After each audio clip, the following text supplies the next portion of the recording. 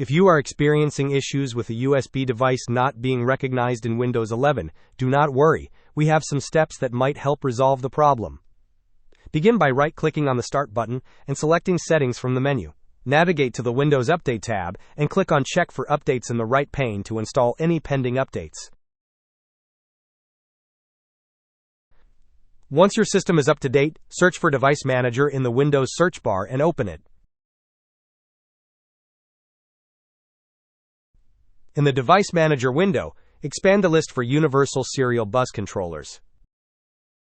Right-click on each USB root hub and select Update Driver to install the latest drivers for all of them.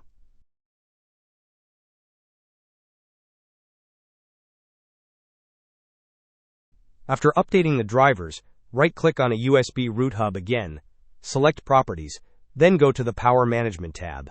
Uncheck both boxes here and click on OK.